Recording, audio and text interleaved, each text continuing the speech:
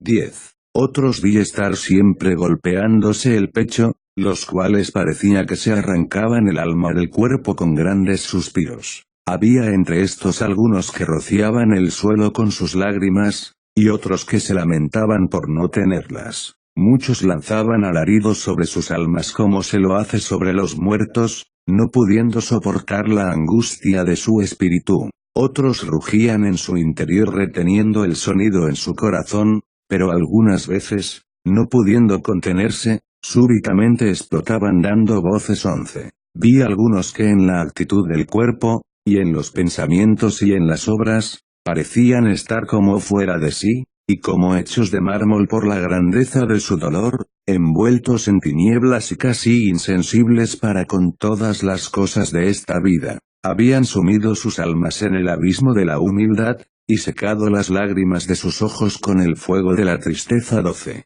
Otros vi estar allí sentados en tierra, tristes, con los ojos bajos y sacudiendo la cabeza hacia uno y otro lado, y arrancando gemidos y bramidos, como leones, desde lo profundo de su corazón. Había entre estos algunos que, llenos de esperanza, hacían oraciones buscando la perfecta remisión de sus pecados. Otros, con una inefable humildad, se tenían por indignos de perdón diciendo que no estaba en su poder el justificarse ante Dios. Unos sabía que pedían ser atormentados en esta vida, para poder hallar misericordia en la otra, y había otros que cargados y quebrantados por el peso de su conciencia, decían que les bastaría, si ello fuera posible y aunque no gozasen del reino de Dios, con verse libres de los tormentos eternos. 13. Vi allí muchas almas humildes y contritas, que inclinadas hacia el suelo bajo el gran peso de la penitencia,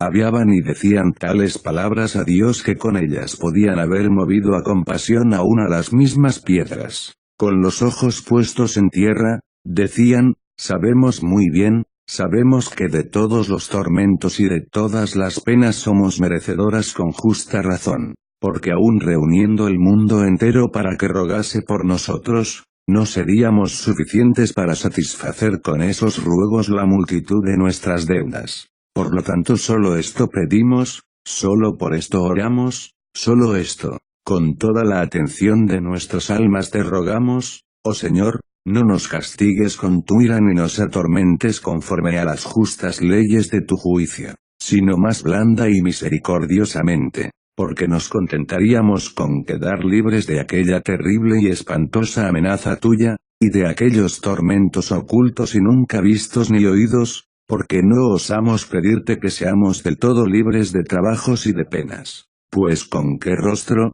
con qué ánimo nos atreveríamos a esto, habiendo quebrantado nuestra profesión, y ensuciándola después del primero y misericordioso perdón. 14. Allí, amigos míos, se podían ver realmente las palabras de David transformadas en obras. Hombres cargados de miserias y tribulaciones andar tristes y encorvados todos los días, echando hedor sus cuerpos, ya medio podridos por el maltrato a que los sometían, hombres que vivían sin cuidado de su propia carne, que a veces olvidaban de comer su pan, y otras lo juntaban con ceniza y lo mezclaban con agua entre gemidos.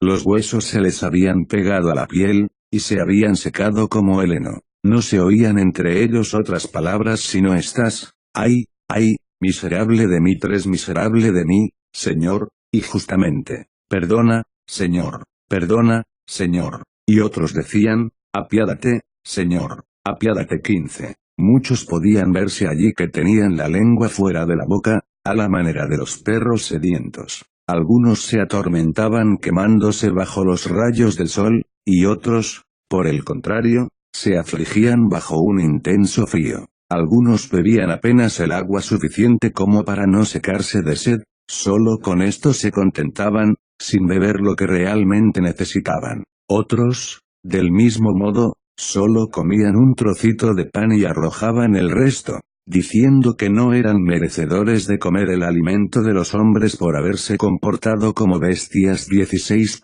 Entre tales ejercicios, ¿qué lugar podía tener allí la risa o la palabra ociosa, o la ira o el furor? Apenas recordaban si existía la ira entre los hombres, Hasta ese punto el oficio de llorar había apagado en ellos la llama del furor. ¿Dónde estaba allí la porfia? ¿Dónde la alegría desordenada? ¿Dónde la vana confianza? ¿Dónde el regalo y cuidado del cuerpo? ¿Dónde apenas el humo de la vanagloria? ¿Dónde la esperanza de deleites? ¿Dónde el recuerdo del vino? ¿Dónde el comer frutas, y el regalo de las viandas, y el apetito y las gratificaciones de la gula? De todas estas cosas no había allí ni memoria ni esperanza. Mas, ¿acaso los acongojaba el cuidado de alguna cosa terrena? Juzgaban allí los hechos de los hombres. Nada de todo esto encontraríais allí, ocupados como estaban en llamar al Señor. Solo la voz de la oración se oía entre ellos. 17. Uno sabía que golpeándose fuertemente en el pecho, como si ya estuvieran a las puertas mismas del cielo, decían al Señor: ábrenos, piadoso juez, la puerta, ábrenos, ya que nosotros con nuestros pecados la cerramos. Otro decía: muéstranos, Señor, tu rostro, y seremos salvos. Otro decía: aparece, Señor, a estos pobrecillos, envueltos en las tinieblas de la muerte. Otro decía: haznos llegar, Señor, tu misericordia, porque estamos perdidos, desesperados y totalmente empobrecidos. Algunos otros decían: ¿por ventura tendrá a bien el Señor enviar su luz sobre nosotros? ¿Por ventura habrá llegado nuestra alma a pagar ya esta deuda intolerable?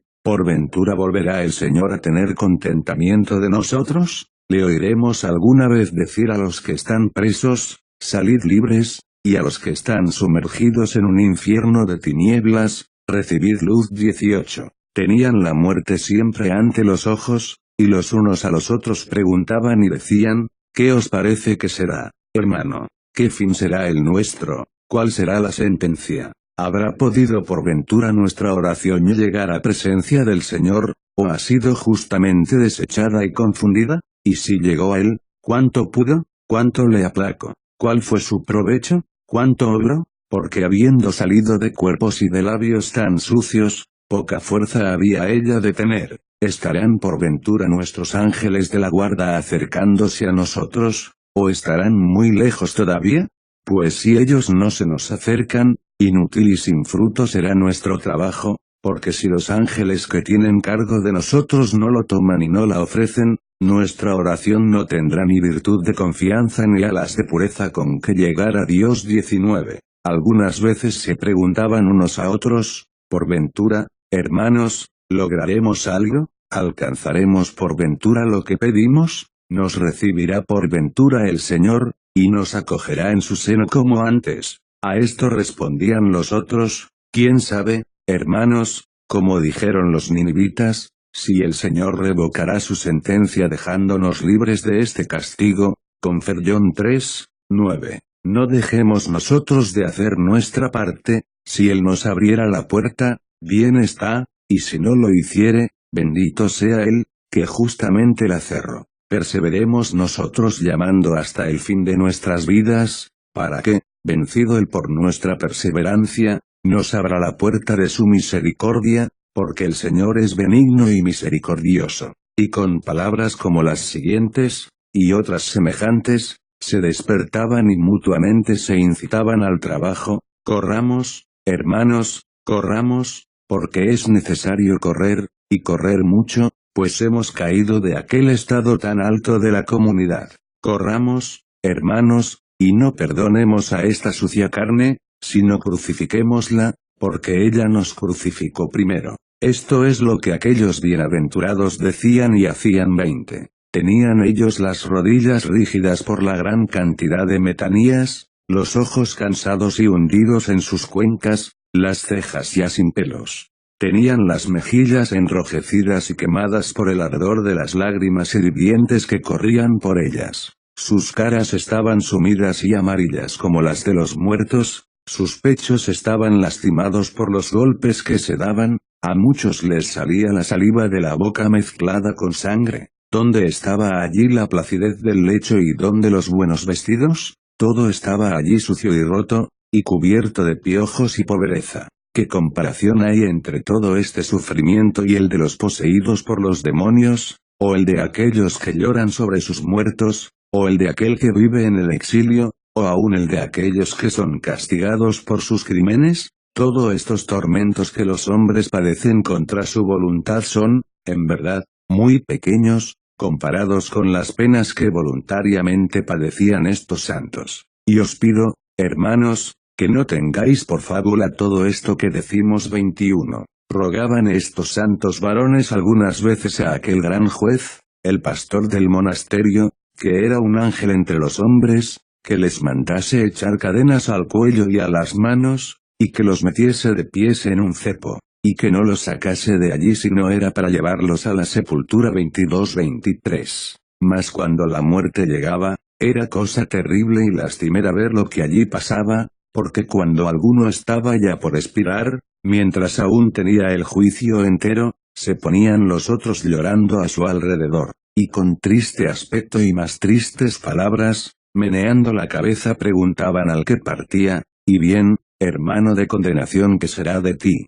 ¿Qué dices? ¿Qué esperas? ¿Qué habrás de recibir? ¿Alcanzaste lo que buscabas con tanto ahínco? ¿Llegaste donde deseabas? ¿Has concretado tu esperanza? ¿Tienes una firme confianza en Dios, o aún andas vacilando? ¿Alcanzaste verdadera libertad de espíritu? ¿Sentiste por ventura alguna luz en tu corazón, o estás todavía lleno de tinieblas y confusión? ¿Ha sonado en tus oídos aquella voz de alegría que pedía David, confer Sal 50, o escuchas en cambio la que dice, vayan los pecadores al infierno, confer Sal 9, o atado de pies y manos echadle en las tinieblas exteriores, o se ha quitado el malo para que no vea la gloria de Dios, confer Mt 22. ¿Qué dices, hermano? Dinos, te lo pedimos a fin de que por este medio podamos conjeturar qué nos espera, porque tu plazo ha expirado y jamás volverás a recobrarlo, mas nuestra causa aún está pendiente.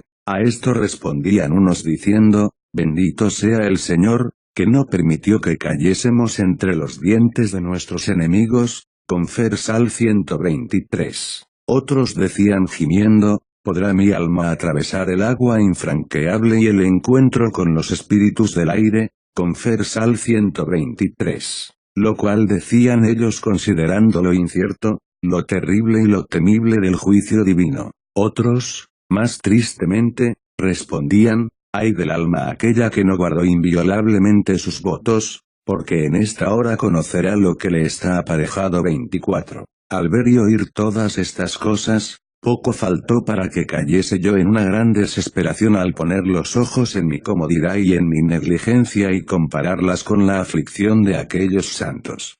Pues, pensad por un momento en ese lugar donde estaban, oscuro, hediondo, sucio, miserable, en todo merecedor del nombre de cárcel. En verdad, su solo aspecto ya era maestro de lágrimas y de perfecta penitencia para todo aquel que lo mirase. Sin embargo, las mismas cosas que a otros parecen dificultosas e insoportables, se hacen fáciles y agradables a los que se acuerdan de cómo cayeron de la virtud y de las riquezas espirituales que poseían. Porque el alma que despojada de su antigua confianza ha perdido la esperanza que tenía de alcanzar aquella bienaventurada paz y tranquilidad, que perdió el sello de la castidad, que fue privada de las riquezas de la gracia y del consuelo divino, que rompió su alianza con el Señor y que secó aquella hermosísima fuente de lágrimas, cuando se acuerda de tan grandes pérdidas, es herida y compungida con tan extraño dolor, que no solo recibe con toda alegría estos trabajos de que hablamos, sino que cuando queda en ella alguna chispa de verdadero temor y amor de Dios, trata de crucificarse y despedazarse con la violencia de tales ejercicios. Y así eran, por cierto, las almas de estos bienaventurados, los cuales, conservando en su pensamiento la alteza de la virtud y del estado de donde habían caído, decían, acordémonos de la felicidad de aquellos días antiguos, y de aquel fervor de espíritu con que servíamos a Dios. Y así clamaban, diciendo, ¿dónde están, Señor, aquellas antiguas misericordias tuyas? Confer Sal 88, que tuviste a bien revelar a nuestras almas en tu verdad. Acuérdate, Señor, de los ultrajes y de los sufrimientos de tus siervos. Confer Sal 88. Otro, con el santo Job, decía, ¿quién me diera, volver, a los meses de antaño, a los días en que Dios me protegía, con Ferjo 29, cuando su luz resplandecía sobre mi corazón y con ella andaba yo entre las tinieblas 25, trayendo de este modo a la memoria sus antiguas virtudes y ejercicios, lloraban como niños, diciendo, ¿dónde está aquella pureza en la oración? ¿Dónde aquella confianza con que iba acompañada? ¿Dónde aquellas dulces lágrimas que ahora se nos han vuelto amargura? ¿Dónde la esperanza de aquella purísima y perfecta castidad? ¿Dónde aquella beatísima quietud que esperábamos alcanzar? ¿Dónde aquella fe y lealtad para con nuestro pastor? ¿Dónde aquella oración que hacíamos tan eficaz y tan poderosa? Perecieron todas estas cosas, y como si jamás hubiesen sido, desaparecieron 26. Y así, entre grandes lamentos y gemidos, unos rogaban al Señor que entregase sus cuerpos a todos los trabajos, para ser atormentados en esta vida, otros le pedían que les enviase grandes enfermedades, otros que les privase de la vista y que los transformase en un espectáculo miserable, otros que los hiciese contrahechos y mendigos para toda la vida, con tal de ser librados de los tormentos eternos. En cuanto a mí, queridos padres, me olvidé de mí mismo viendo la compunción que reinaba entre aquellos santos penitentes, arrebatado y absorto en la admiración de cosas tan grandes, ya no fui dueño de mí, pero volvamos a lo nuestro. 27. Después de permanecer 30 días en aquel lugar regresé, con el corazón a punto de estallar, al monasterio principal, y el padre aquel, al ver mi rostro tan demudado y casi atónito, comprendiendo la causa de este cambio, me dijo, ¿qué es esto, padre Juan? ¿Viste las batallas de los que trabajan? A lo cual respondí diciendo, vi, padre, vi, y quedé espantado, y tengo por más dichosos a los que se lloran a sí mismos después de haber caído, que a los que nunca cayeron y no se lloran. Pues para aquellos sus caídas fueron ocasión de una segura y beatísima resurrección. Así es, ciertamente, dijo el 28, y aquella lengua santa y veraz me narró lo siguiente: hubo aquí, hará 10 años, un religioso muy solícito, diligente y gran trabajador, y como lo viese yo tan fervoroso, comencé a tener miedo de la envidia del demonio,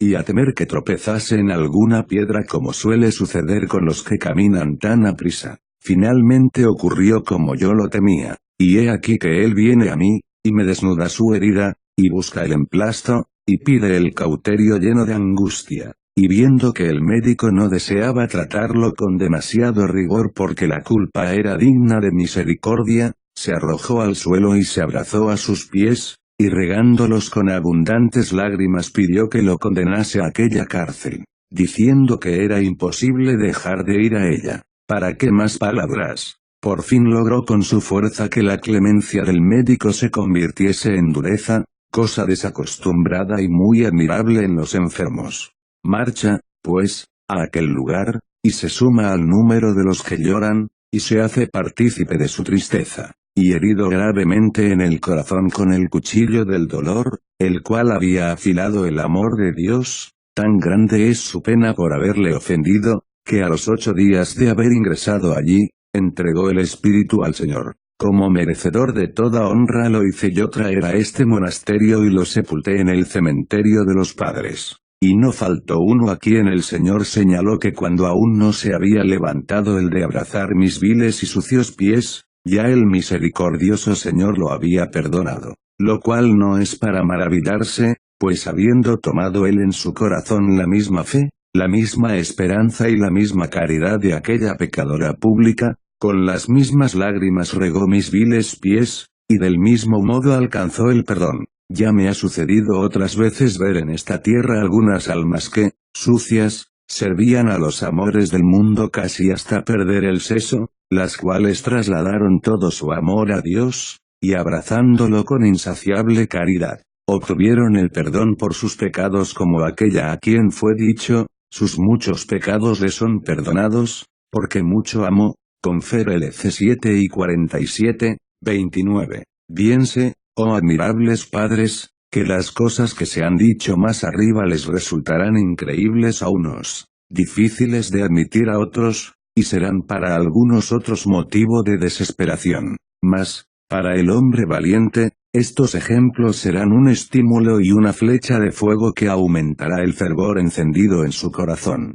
Y habrá otros que, por no ser como los anteriores, no se encenderán tanto como ellos, sin embargo, tomando conciencia de su debilidad, y reprochándose y avergonzándose con este ejemplo, alcanzarán verdadera humildad, y así ocuparán el segundo lugar después de aquellos, y quizás los igualarán. Pero que el varón negligente no escuche estas cosas que hemos dicho, para que no deje por ventura de hacer lo poco que hace con excesiva confianza, y para que no se cumplan en él las palabras del Señor, a quien no tiene, aún lo que tiene le será quitado, con Fer Mt 25 horas y 29 minutos, aunque estos, en verdad, no solo de aquí, sino de cuanto pueden, toman ocasión para favorecer su negligencia. 30. Debemos saber, todos cuantos hemos caído en el lago de la maldad, que jamás saldremos de allí si no nos sumergimos profundamente en el abismo de la humildad propio de estos penitentes. 31.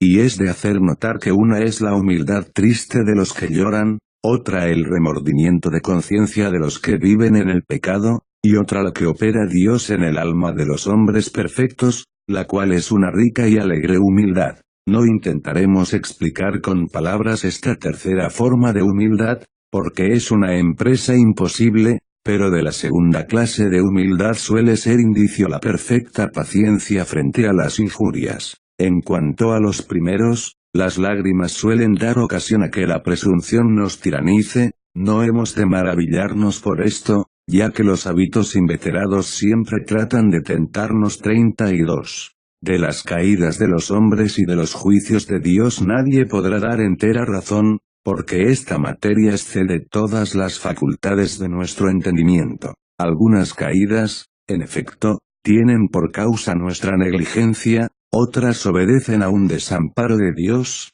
que por una maravillosa y sabia disposición permite caer al hombre como permitió caer al príncipe de los apóstoles. Y hay otras que nos vienen como castigo de Dios, merecido por nuestros pecados. Mas un padre afirmó que las caídas que sobrevienen por piadosa providencia del Señor, en poco tiempo se restauran, pues Él no permite que perseveremos mucho tiempo en ese mal que para provecho nuestro permitió. 33. Todos los que hemos caído, trabajemos, por sobre todas las cosas, para resistir al espíritu de la tristeza desordenada, porque ella suele acudir en el tiempo de la oración para impedirla, privándola de aquella nuestra primera confianza. 35. Cuando la llaga está fresca, cuando aún mana de ella la sangre, fácil es el remedio, mas la que está vieja difícilmente sana, y esto no sin gran trabajo, ni sin cauterio, hierro y fuego. Muchas heridas hay a las que el tiempo hace incurables, mas a Dios ninguna cosa le es imposible. 38. Antes de la caída nos hacen los demonios a Dios muy piadoso, y después de ella muy duro y riguroso. 37. Si tú haces penitencia y practicas buenas obras, no prestes atención al que te dice que todo eso de nada sirve en razón de las culpas pasadas, porque muchas veces pequeños servicios y presentes bastaron para mitigar la gran ira del juez. Del mismo modo las buenas obras, por pequeñas que fueren, aplacan a Dios, especialmente cuando proceden de la caridad y de la humildad del corazón. 38. Aquel que en verdad se aflige y se castiga por sus pecados, todos los días que no llora los tiene por perdidos, aunque hubiera hecho en ellos por ventura buenas obras, porque su principal cometido es hacer penitencia. 39. Que ninguno de los que se afligen con lágrimas de penitencia, tenga por cierto que al final de su vida habrá de recibir el perdón por sus pecados, pues lo que es incierto, nadie lo debe tener por cierto. Dice el profeta, aparta de mí tu mirada, airada, para que yo respire, antes de que me vaya y ya no sea. Confer Sal 38 horas y 14 minutos, 40. Donde está el Espíritu del Señor, el lazo está roto. Donde existe una profunda y perfecta humildad, el lazo está roto. Aquellos que no puedan dar testimonio de estas dos cosas, que no se confundan, aún están encadenados. 41. Quienes sirven al mundo no mueren con este consuelo que los buenos tienen, mas hay algunos, que ejercitándose en limosna y obras de piedad, conocen al final de la jornada el provecho de esos actos. 42. Aquellos que lloran sobre sí mismos deben ocuparse en llorar y en hacer penitencia, que no tengan ojos para ver las lágrimas, ni las caídas, ni los asuntos de los otros. 43. El perro que es mordido por una bestia salvaje se vuelve ferozmente contra ella, y el dolor de la herida aumenta la ferocidad de su rabia. Así suele embravecerse el verdadero penitente contra su propia carne y contra el demonio que le hirieron, y de aquí suele nacer el mal tratamiento y el odio santo contra sí mismo. 44. Si nuestra conciencia dejara de hacernos reproches, cuidemos que ello no proceda más de una falsa confianza que de la propia inocencia. 45. Uno de los indicios de la remisión de nuestras faltas, es que nos tengamos siempre por deudores. 46. No por esto debemos dejar de confiar, porque nada hay mayor ni igual que la misericordia de Dios, con sus propias manos se mata, todo aquel que desespera. 47. Una señal de verdadero arrepentimiento, es reconocer que somos merecedores de todas las tribulaciones, visibles e invisibles que nos vinieren, y de muchas más. 48. Después que Moisés vio a Dios en la zarza, volvió a Egipto, o sea a las tinieblas del mundo, para entender en los ladrillos y obras de Faraón, mas luego regresó a la zarza que había dejado, o mejor dicho, al monte de Dios. Del mismo modo aquel gran joven rico se hizo pobre, mas, después de empobrecido, le fueron dobladas las riquezas. ¿Quién entiende el misterio aquí encerrado? Nunca jamás desespera. 49. La caída de aquellos que fueron negligentes después de haber sido llamados, es muy peligrosa porque debilita la esperanza de alcanzar la quietud y la paz que se hallan en Dios, hacia el que tienden todos nuestros intentos. Por muy bien librados se tendrían ellos, si se vieran salidos del pozo en que cayeren. 50. Mira con atención y considera que no siempre volvemos al lugar de donde salimos por el camino que salimos, sino a veces por otro más corto. 51. Así, vi yo dos religiosos que al mismo tiempo y del mismo modo caminaban, de los cuales uno, aunque era viejo, trabajaba mucho, mas el otro, que era su discípulo, llegó más rápidamente que él y entró antes en el sepulcro de la humildad. La llamo sepulcro pues por ella desea ser sepultado, aniquilado y desconocido de los corazones de los hombres, aquel que es verdaderamente humilde, y la causa por la que éste llegó más velozmente, fue que todo cuanto hacía lo hacía con mayor fervor, pureza y diligencia. 52. Guardémonos todos, y especialmente los que caímos, no vengamos a dar en el error de Orígenes, el cual dijo que en el día del juicio nuestro Señor, por su misericordia, habría de salvar no solo a los buenos sino también a los malos, error que a los malos resulta muy agradable y con el cual derogó Orígenes, no ya la verdad divina, sino la rectitud de su justicia. 53. En mi meditación, o por hablar más claramente, en mi penitencia, debe arder el fuego de la oración a fin de quemar la materia de todos mis vicios. 54. Finalmente, para terminar con este tema, si deseas hacer verdadera penitencia, debes tener por ejemplo y dechado y modelo, aquellos santos reos que hemos mencionado. Esto te evitará el trabajo de leer muchos libros hasta que la luz de Cristo Hijo de Dios amanezca en tu casa para resucitar tu alma con la perfecta penitencia. Sexto escalón, del recuerdo de la muerte. 1. Así como la consideración precede a la palabra, así también el recuerdo de la muerte y los pecados, precede a las lágrimas y a la compunción. Por tal motivo guardaremos ese orden, y antes de hablar sobre el llanto, lo haremos sobre la memoria de la muerte. 2. Memoria de la muerte es muerte cotidiana, es morir cada día. Memoria de la muerte es perpetuo gemido en todas las obras. 3. 4. Temor a la muerte es propiedad de la naturaleza que nos vino por el pecado de la desobediencia, pero terror a la muerte es señal de que nuestras faltas no nos han sido del todo perdonadas. Este terror no lo tuvo Cristo, aunque sí receló de la muerte, a fin de mostrar la condición de la naturaleza que había tomado. 5. Así como el pan es el más necesario de los alimentos, así también la memoria de la muerte es el más necesario de todos los ejercicios. 6. La memoria de la muerte hace que aquellos que viven en monasterios se ejerciten en trabajos y asperezas, y que tengan un dulce deseo y un gran apetito de padecer injurias por amor de Dios. Mas, a los que viven en soledad, apartados de todos los desasosiegos del mundo, hace que, abandonando todo cuidado, insistan en una perpetua oración y en la guarda vigilante de sus almas. Estas virtudes son madres y son hijas de esta virtud, pues nacen de la memoria de la muerte y a ella ayudan, porque cuanto más libre está el hombre de las otras pasiones y cuidados, tanto más dispuesto está para pensar en su muerte, y cuanto más piensa en ella, tanto más se descuida de todo lo demás. 7. Así como es clara para los conocedores la diferencia que existe entre el estaño y la plata, a pesar de la semejanza que pudiera haber entre ellos, así también resulta clara, a los ojos de los sabios, la diferencia que hay entre el temor natural a la muerte y aquel que no lo es.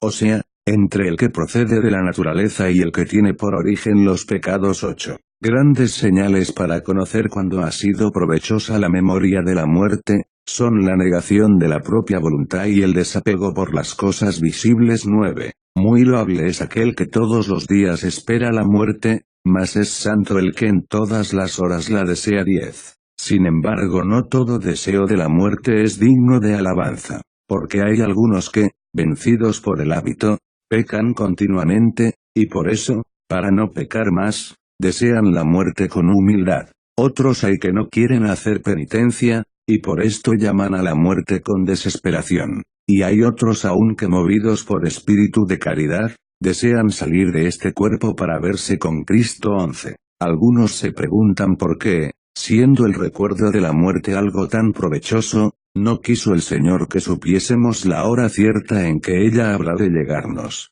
Ellos no ven cuán maravillosamente lo ordenó Dios de este modo para nuestra salud, porque ninguno, si supiese la hora cierta de su muerte, recibiría luego el bautismo ni abrazaría la vida monástica, sino que, gastando primero todo el tiempo de su vida en maldades y pecados, recién cuando viese acercarse la hora de su partida, correría al bautismo y a la penitencia. Mas, después de haber envejecido durante tanto tiempo en los vicios, su penitencia no sería loable, ni tan virtuosa como es necesario. 12. Tú, que lloras por tus pecados, tío, des oídos al perro aquel que te muestra a Dios como muy blando o muy misericordioso.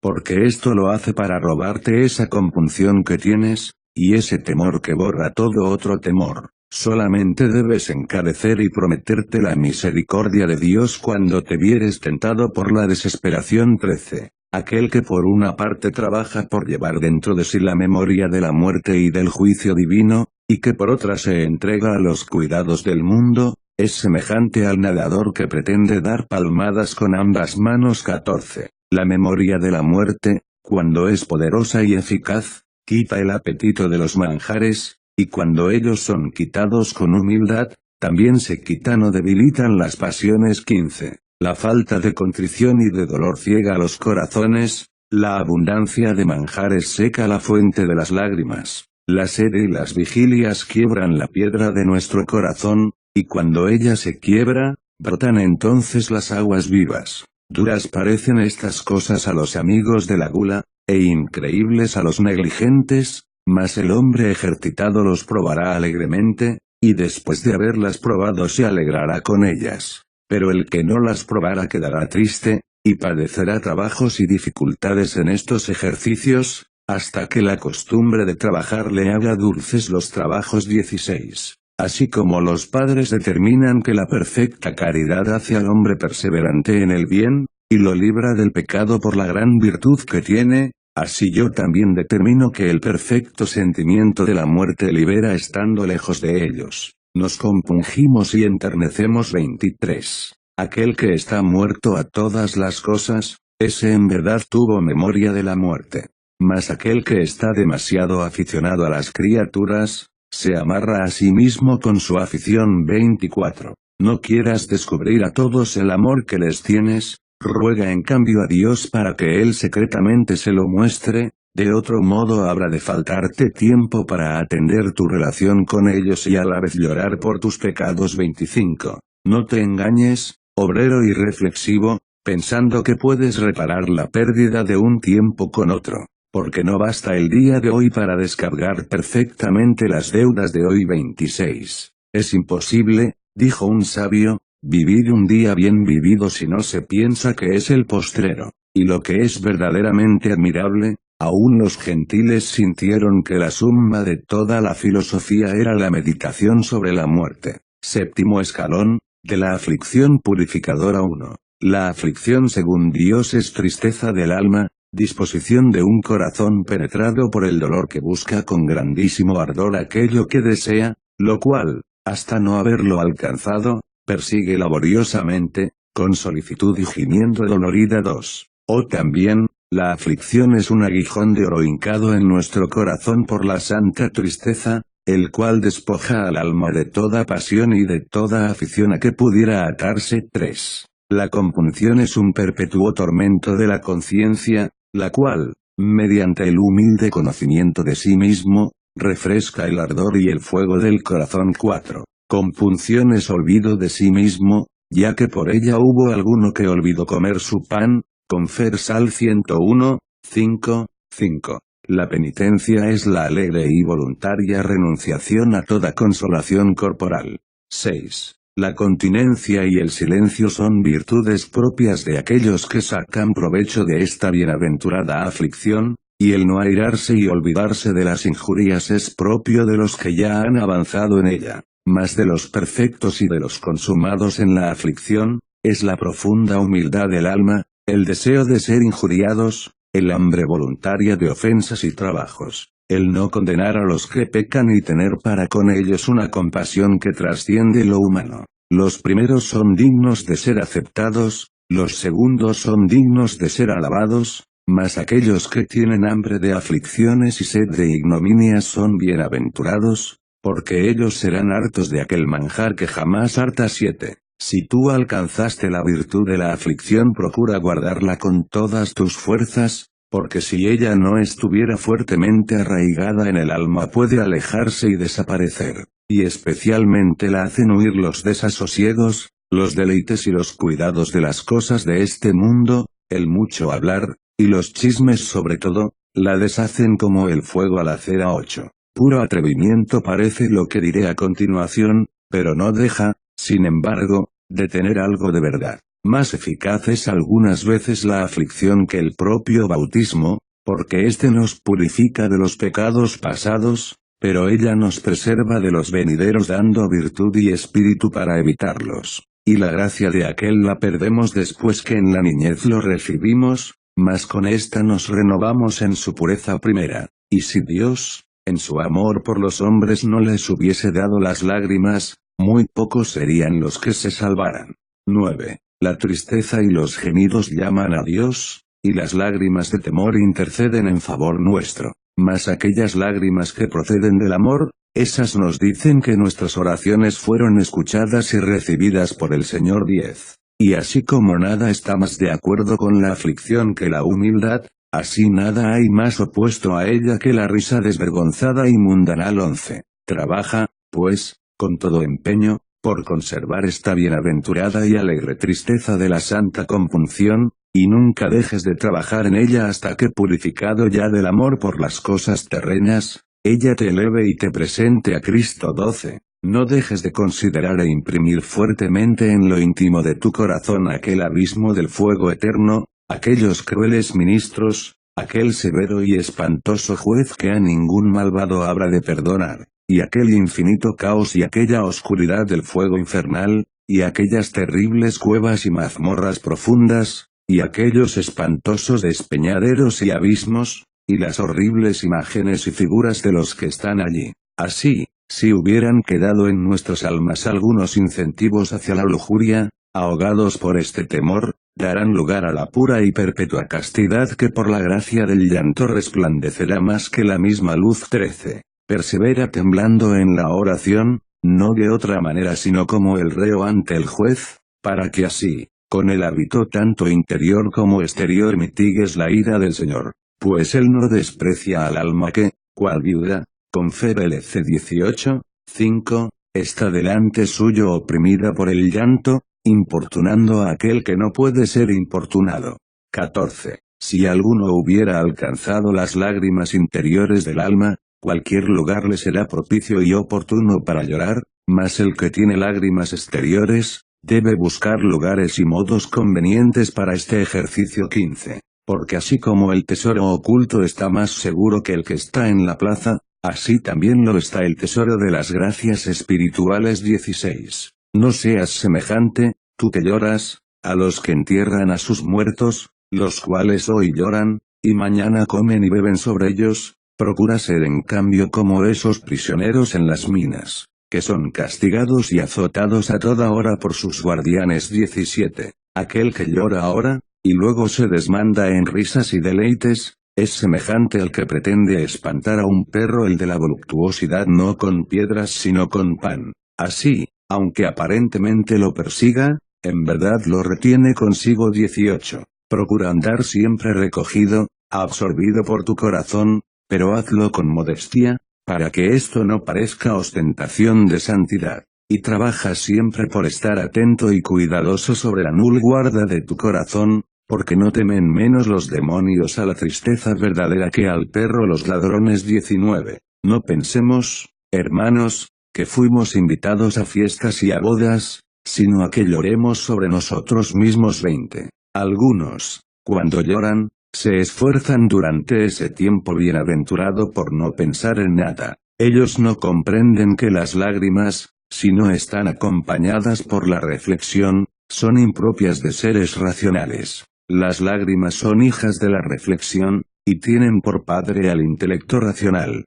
21. Cuando te acuestes en tu cama, piensa que la postura que en ella tienes es la que tendrás en tu sepultura. De este modo dormirás menos. Cuando estuvieras comiendo, acuérdate de la miserable suerte en que te has de ver cuando seas manjar de los gusanos. De esta manera mortificarás el placer de la comida. Y así también, cuando bebieras, no te olvides de la encendida sed que padecen los malvados entre las llamas del infierno. De esta manera podrás violentar a la naturaleza. 22. Cuando nuestro Padre Espiritual nos ejercita con injurias, humillaciones y amenazas, acordémonos de la terrible sentencia y de la maldición del juez eterno, y de esta manera, con mansedumbre y paciencia, cual con cuchillo de dos filos, degollaremos la tristeza que de allí suele surgir. 23. Poco a poco, como se dice en Job, confer Job 14 y 11, crece y decrece el mar,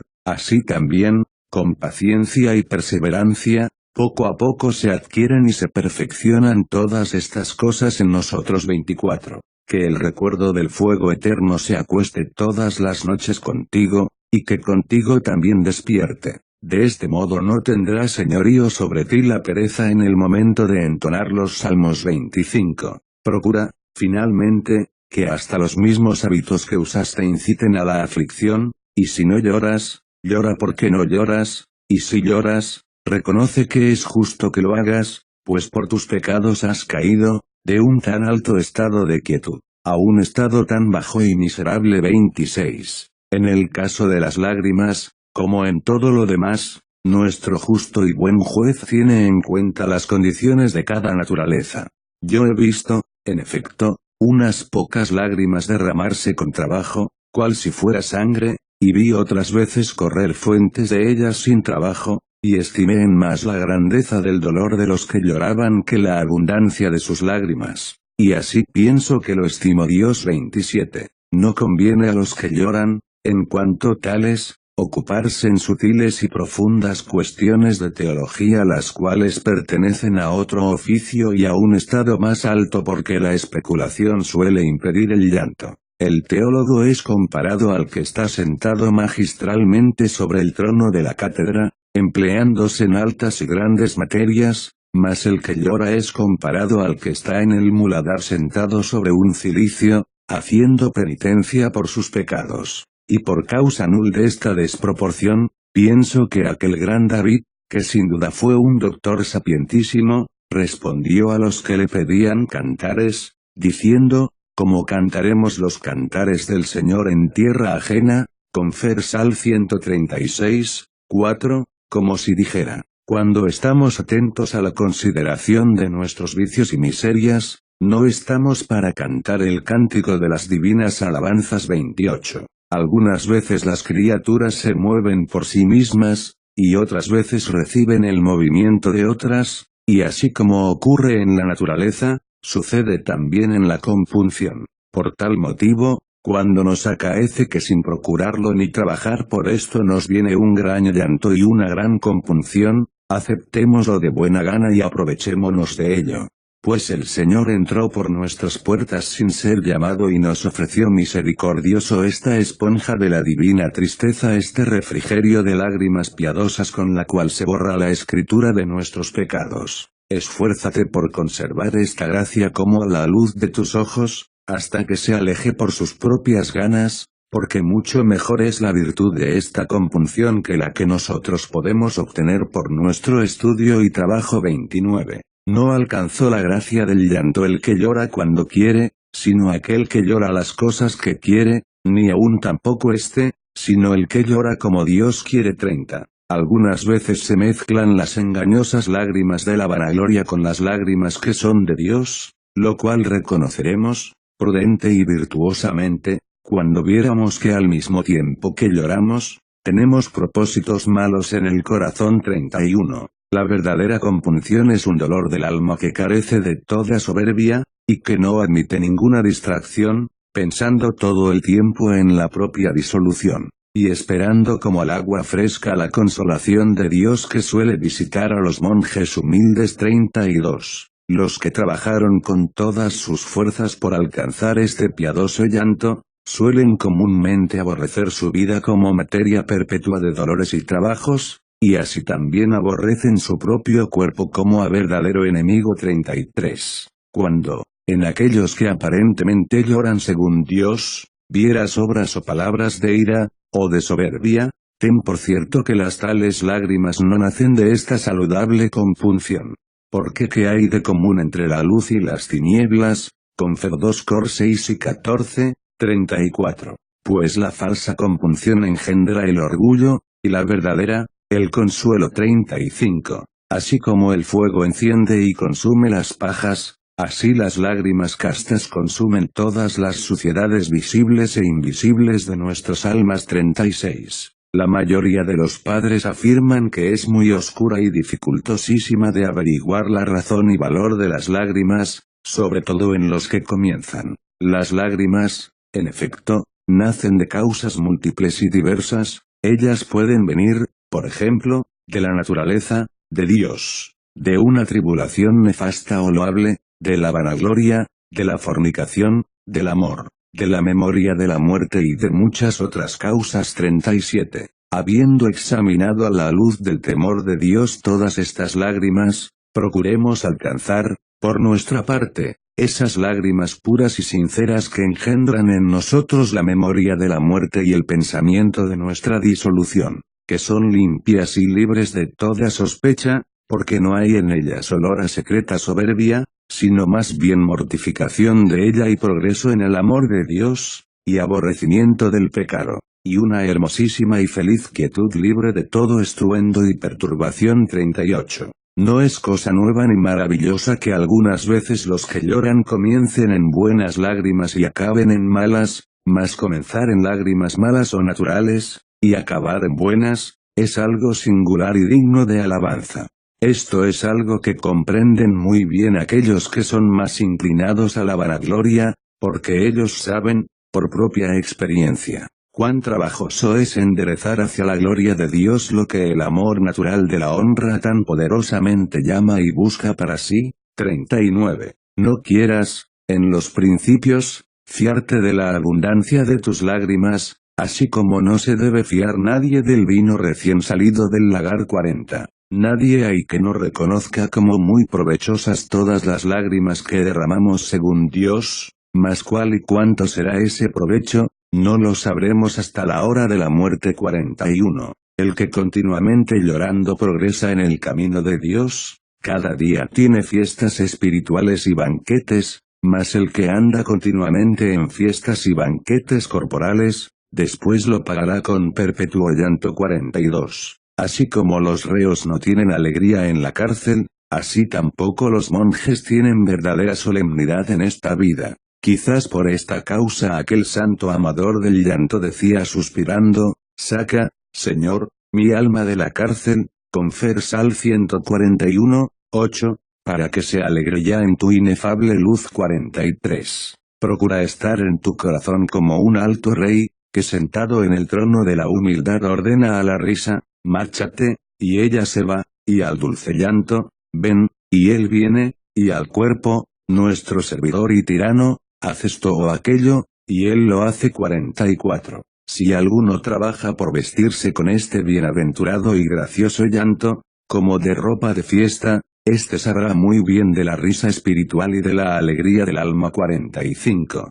¿Existirá alguien tan dichoso que haya gastado todo el tiempo de su vida tan piadosa y religiosamente en la conservación de la vida monástica, que jamás se le haya pasado un día, ni una hora, ni un momento, sin haber estado al servicio de Dios y de las obras religiosas, pensando siempre con mucha atención que no es posible recobrar el tiempo pasado, ni gozar dos veces de un mismo día en esta vida? 46. Bienaventurado, por cierto, es el monje que puede contemplar con los ojos del alma las potencias espirituales, pero verdaderamente libre de toda caída es aquel que riega permanentemente sus mejillas con lluvia de aguas vivas. No dudo de que se deba pasar por este segundo estado para acceder al primero, que es de tanta felicidad. 47. Yo he visto a pobres y mendigos importunos, que con hábiles palabras movieron a compasión el corazón de los reyes, y también he visto a pobres e indigentes, en lo que concierne a los bienes del alma, los cuales, no con palabras hábiles o graciosas, sino muy humildes y plenas de dolor y confusión, arrancadas de lo íntimo del corazón, importunando y perseverando, vencieron la invisible naturaleza del Rey de los cielos, y la inclinaron a piedad. 48. Aquel que interiormente se enorgullece de sus lágrimas, y condena a los que no las tienen, es semejante al que habiendo recibido armas del emperador para usar contra sus enemigos, las usó contra sí mismo. 49. Dios, amigos míos, no tiene necesidad de nuestras lágrimas, ni quiere que el hombre llore la angustia de su corazón. Él quiere, más bien, que se regocije y ría en su alma por causa del gran amor que siente por Dios. 50. Quita el pecado y serán ociosas todas las lágrimas que se derramen por los ojos del cuerpo. No es necesario el cauterio donde no hay llagas podridas. No había lágrimas en Adán antes del pecado, como tampoco las habrá después de la resurrección, cuando el pecado haya sido destruido, porque entonces huirá el dolor y la tristeza y el gemido. 51. Yo he visto a algunos afligirse, y a otros afligirse por carecer de aflicción, los cuales en verdad no carecían de ella, pero se lamentaban como si carecieran, y con esta hermosa castidad de su alma estaban a cubierto de los ladrones de la vanagloria. Estos son aquellos de quien está escrito, el Señor hace sabios a los ciegos, confer Sal 145, 8, 52. Porque algunas veces suelen las lágrimas elevar a los que son más livianos,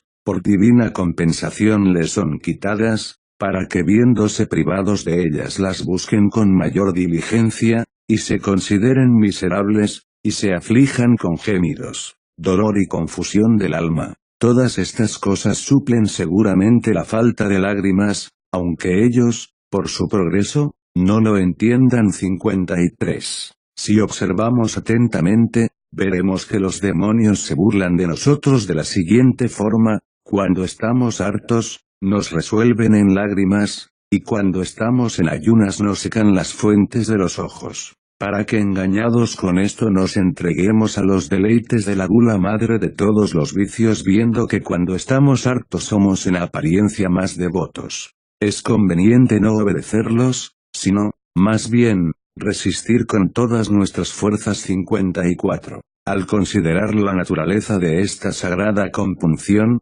No puedo dejar de maravillarme al ver que aquello que por una parte se llama llanto y tristeza, lleva consigo tanta alegría y tanto gozo, del mismo modo que el panal a la miel. Pues que se nos da a entender con esto, sino tener por cierto que así como esta es una gran maravilla, así también es una gran misericordia y obra de Dios, porque entonces está dentro de nuestra alma un dulce deleite, con el cual Dios secretamente consuela a los tristes y desconsolados por su amor.